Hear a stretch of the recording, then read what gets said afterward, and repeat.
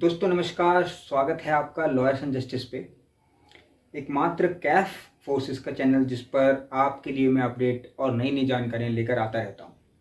तो इसी कड़ी में आज मैं आपको ये बताऊँगा कि यदि कैफ फोर्स के जवान को, चाहे वो बीएसएफ का हो या सीआईएसएफ का हो या किसी भी पैरामिलिट्री फोर्स का हो, यदि जवान को कोई पुलिस ऑफिसर असॉल्ट करे या फिर कोई पब्लिक सर्वेंट असॉल्ट करे, तो उस कंडीशन में आपके पास क्या रेमेडी है, आप अपना बचाव कैसे करेंगे और उस व्यक्ति को, उस पब्लिक सर्वेंट को सजा कैसे दिलाएंगे। तो बने रहिएगा मेरे साथ, मैं आपको सारी जानकारियां इस चैनल के माध्यम से दूंगा। दोस्तों ये अक्सर देखा गया है कि जब आप लोग में से कोई भी कैफ फोर्स का जवान हो या इवन आर्मी का जवान भी हो, जब वे अपनी छुट्टी काट कर अपनी ड्यूटी पर जा रहे होते हैं तो रेलवे स्टेशन पे, बस स्टैंड्स पर या फिर राह चलते भी, कई बार बाइक पर भी उनको प्रताड़ित कर दिया जाता है। ये वीडियोस हम आम न्यूज़ चैनल्स पर देखते हैं कि इस सेना के जवान को पुलिस ने पीट दिया या इस कैफ फोर्सेस के जवान को पुलिस ने पीट दिया, डिटेन कर लिया, रॉन्गली कन्फाइन कर लिया, या उसके घर वालों को भी पीटा, इतना पीटा कि वो हॉस्पिटल में पहुंच गए। तो इस टाइप की जो बर्बरता होती है, इस टाइप के जो क्राइम एक तरीके से होते हैं, वो नॉन टॉलरेबल होते हैं और इनको कैसे आप पनिश कर सकते हैं, ध्यान दीजिएगा। मान लीजिए किसी के साथ कोई इंसिडेंट हो रहा है तो ध्यान दे कि वो किसी की सहायता से या खुद एक उस सीन की ऑडियो या वीडियो फोटोग्राफी कर ले। पहले तो उसकी ऑडियो या वीडियो कुछ बना लो। अगर आपने वीडियो बना लिया, ऑडियो बना लिया, तो समझ लीजिए आधा आपने वैसे ही काम कर लिया, क्योंकि वो एक तरीके से आपका एक एविडेंस बन गया। अब जब असॉल्ट हो गया तो आप अपना इमीडिएट वहां से निकलिए कैसे भी करके, वहां उसके बाद अपना इमीडिएट एक मेडिकल कराइए, एमएलसी आप कराइए प्रॉपर, और डॉक्टर साहब को सारी बात बताइए कि आपके साथ क्या क्या हुआ है, क्यों हुआ है। एमएलसी होने के बाद अब नेक्स्ट स्टेप में आपने करना ये है कि आप ये सारी जानकारी अपने सीईओ को देंगे। आपके जो भी कमांडिंग ऑफिसर्स हैं उनको रिटर्न जानकारी आप लेटर के माध्यम से भेज दीजिए, और उस समय पे आप कॉल कर दीजिए, फिर एक लेटर के माध्यम से उनको रिटर्न जानकारी भेज दीजिए। ये एक डिपार्टमेंटल स्टार्ट होगा, जो भी फोर्स करेगी वो उस पर बाद में चर्चा करते हैं। अब नेक्स्ट स्टेप आपका ये होगा कि एमएलसी के साथ, जो आपकी एमएलसी हुई, मेडिकल जो भी डॉक्टर ने आपको सलाह दी या जो भी प्रिस्क्रिप्शन दी,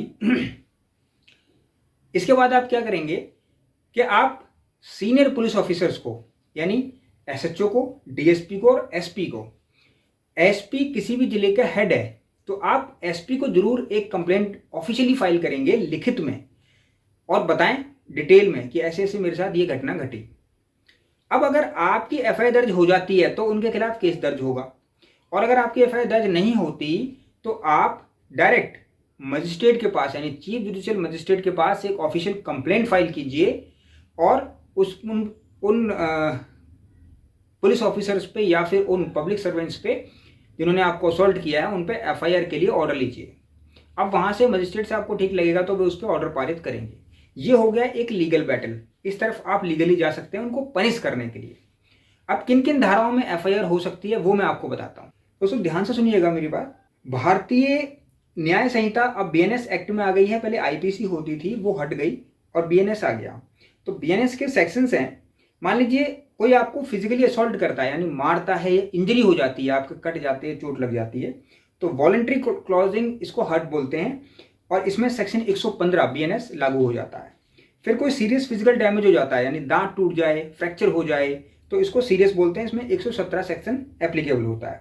फिर कोई आप कहीं जा रहे हैं और आपको इलीगली रोक लिया जाता है, यानी रिस्ट्रिक्टिंग, आपकी मूवमेंट को रिस्ट्रिक्ट कर दिया जाता है, तो उस कंडीशन में 124 सेक्शन लगेगा। फिर इलीगली होल्ड करता है आपकी कस्टडी को, यानी आपको कस्टडी में डाल देते हैं, तो इसको बोलेंगे रॉन्गफुल कन्फाइनमेंट। इसके लिए सेक्शन 125 बीएनएस ये लागू होता है। इलीगली आपको रोक लिया गया या फिर आपको कन्फाइन कर दिया। फिर है when police officer assault a public servant include caps from performing duty. आप अपनी छुट्टी काट के जा रहे हैं ड्यूटी और आपके साथ ये चीज हो गई, तो इसका मतलब एक पब्लिक सर्वेंट को उसका काम करने से रोका जा रहा है, तो इसमें सेक्शन 137 भी एप्लीकेबल हो जाता है। सॉरी 124(2) एप्लीकेबल हो जाता है, 37 में। फिर है थ्रेटनिंग विद इंजरी और हार्म, कि आपको धमकी दी जाती है कि तेरे साथ ये कर देंगे, तुझे मार देंगे या तुझे ये चोट पहुंचा देंगे, या डायरेक्ट कॉन्सिक्वेंसेस के साथ थ्रेट दी जाती है, तो उसमें 137 लागू हो जाता है। फिर पुलिस अपनी अथॉरिटी को मिसयूज कर रही है, इसलिए सेक्शन 197 बीएनएस भी लागू हो जाता है दोस्तों। अब यहाँ पर देखा हमने ये सारे सेक्शंस लागू हो जाते हैं, इनको आप इसमें देख लीजिएगा, मैं डिस्क्रिप्शन में भी डाल दूंगा और उसमें भी कोई क्वेश्चन पूछ रहा रहेगा तो आप मुझे बताइएगा, मैं वहाँ भी आपको जानकारी दे दूंगा। अब ये हो गया इसका स्टेप। इस स्टेप के अंदर आपको सारी जानकारी दे देनी है और इसमें FIR रजिस्टर्ड करा लेनी है, ये पनिशमेंट के लिए होगा। अब नेक्स्ट स्टेप पे आइए। क्योंकि आपको असॉल्ट किया गया और पब्लिकली आपकी रेपुटेशन को डैमेज किया गया, तो इसलिए एक डिफॉर्मेशन का केस भी बनता है। तो आपको जो भी आपके अकॉर्डिंग आपको लगती है वर्थ 50 लाख, 1 करोड़, 60 लाख, 10 लाख, 20 लाख, जो भी आपको अमाउंट लगता है, वो आप एक डिफॉर्मेशन सूट फाइल कीजिए सिविल और उसको उनसे डैमेज क्लेम कीजिए। ध्यान दीजिएगा, लेकिन इसमें आपकी डैमेज पब्लिकली हार्म हुई हो तो पब्लिक में जो भी विटनेसेस हैं आप ले सकते हैं और जो वीडियो आपने बनाई है उसको भी एज एन एविडेंस आप यूज कर सकते हैं। डिफॉर्मेशन सूट कहीं पर भी फाइल हो सकता है जहां पर भी लोगों ने वीडियो देखी हो और आपकी डैमेज हार्म हुई हो, राइट। लेकिन आप वहीं फाइल कीजिए जहां पर उसका रियल कॉज ऑफ एक्शन बनता है। ये होता है कि आप कंपनसेशन भी मांग सकते हैं। फिर आता है कि जो आपने कंप्लेंट CO को दी थी, नेक्स्ट स्टेप है ये, ध्यान दीजिएगा। तो CO भी क्या एक्शन ले सकते हैं, तो वो अपने स्तर पर हायर अथॉरिटी को लिखकर FIR करा सकते हैं। वो उन पुलिस ऑफिसर्स के अगेंस्ट में सूट फाइल कर सकते हैं और बहुत सारे और भी जो चीज़ें हैं उसको डिटेल में डिस्कस बाद में करेंगे, वो फोर्स कर सकती है। इन सारी चीज़ों के अलावा एक चीज़ और हो सकती है कि आप हाई कोर्ट जा सकते हैं। हाई कोर्ट में उनके अगेंस्ट में केस फाइल कर सकते हैं। पुलिस को मजिस्ट्रेट के पास में जाके हाई कोर्ट चले गए और रिट फाइल कर दी 226 में, वहाँ पर आप डायरेक्शन ले सकते हैं कि पुलिस ऑफिसर को डायरेक्शन दी जाए कि जो भी मेरे खिलाफ एक्शन हुआ है या जो भी मेरे खिलाफ क्रुएलिटी हुई है उसके अगेंस्ट में FIR हो और उनको सस्पेंड किया जाए या फिर उनको टर्मिनेट किया जाए। ये चीज़ें आप कर सकते हैं। अब क्वेश्चन आता है कि एक पब्लिक सर्वेंट अपनी ड्यूटी करे या ये सब चीज़ों में पड़े, और वो करे कैसे। तो दोस्तों यहाँ पर एक लॉ में प्रोविज़न है कि आप ये सारी चीज़ें पैरोकार के थ्रू भी कर सकते हैं। आपको वहाँ प्रेजेंट या आने जाने की जरूरत नहीं है। और साथ में आजकल एक और फैसिलिटी उपलब्ध है जिसको वीडियो कॉन्फ्रेंस बोलते हैं।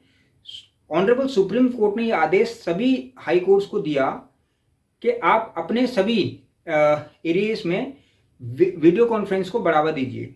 तो आजकल जो पेशी हो जाती है कोर्ट में या जो प्रेजेंस होती है वो वीडियो कॉन्फ्रेंस के थ्रू भी होती है, और वीडियो कॉन्फ्रेंस के थ्रू आप कहीं से भी कर सकते हैं। तो इतना आप मैनेज कर सकते हैं, बट आप उसके खिलाफ लड़िए जरूर, क्योंकि अगर ये चीज़ें कंटिन्यू चलती रहेंगी तो फिर अगेन एंड अगेन चीज़ें होती हैं। इसलिए अगर आपके खिलाफ ऐसी कोई कार्रवाई होती है तो आप ये चीज़ों को, इन रेमेडीज को एक्सप्लोर कर सकते हैं दोस्तों। कोई और जानकारी आपको चाहिएगा तो आप कमेंट बॉक्स में मुझे लिखिएगा, मैं उसको भी एक्सप्लेन करूँगा।